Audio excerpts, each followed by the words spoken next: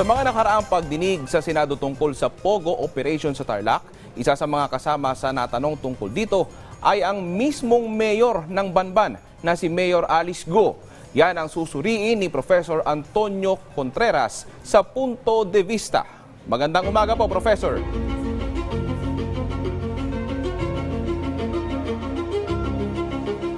Magandang umaga, Daniel.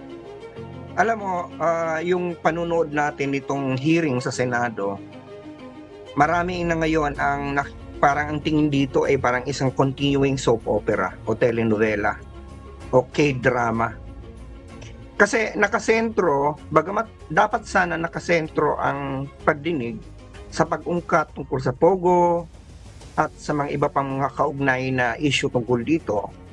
Ang mas minsan nabibigyan ng pansin ay yung personal life story nitong ni Mayor Alice Go na napaka-interesante naman talaga sapagkat marami siyang hindi natatandaan. Pati yung kanyang personal love life ay nabigyan ng pagkakataon na maungkat. Parang ang nangyayari ngayon, ang sa halip na ang tutukan ng tao ay yung mga issue na sa likod ng Pogo, at yung mga kung bakit nakakakuha ng birth certificate ang isang hindi naman Pilipino.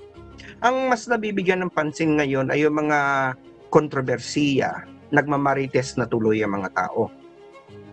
Alam mo, dapat natin ipaalala sa Senado na ang kanilang hearing ay in aid of legislation. Hindi to in aid of chismis o marites. In aid of legislation, at dapat ang tinututukan natin dito, unang-una yung Pogo, sapagkat sinabi ko na nga sa inyo sa ngayon, legal yan. Tingnan natin, dapat bang palitan na ang batas? Meron na pong mga panukala na gawin ng illegal yan.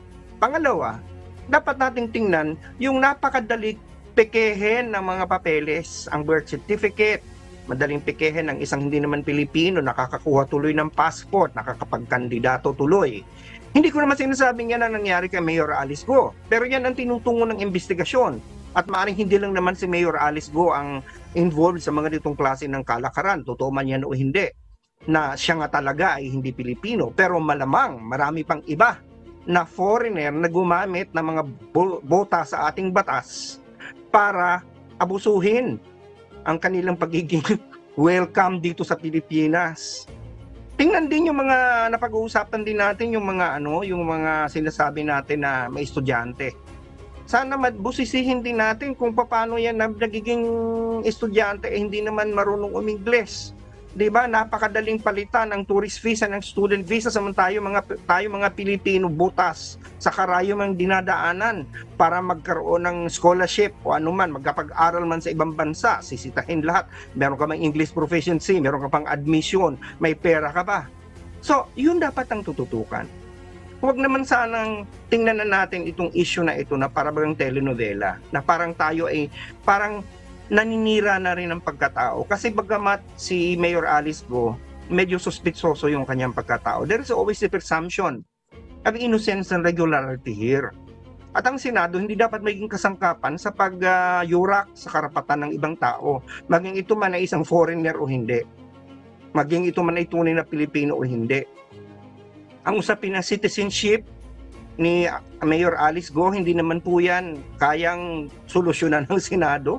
Yan po ay dapat ang korte ang nagsasabing yan. Kung may mga ebidensya tayo na nag-uugnay sa kanya sa Pogo operation, so mga illegal na nangyayari sa loob, sampahan ng kaso, puntahan na yung tamang venue.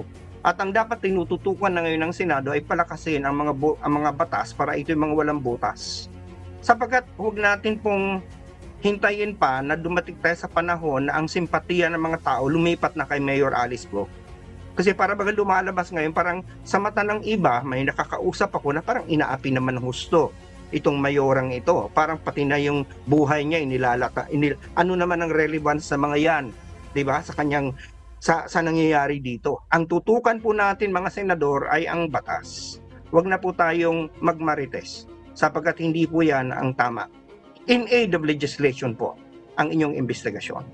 Yan lamang po ang aking punto de vista ngayong araw na ito. Balik sa inyo dyan, Daniel, sa studio. Maraming salamat po, Professor Contreras.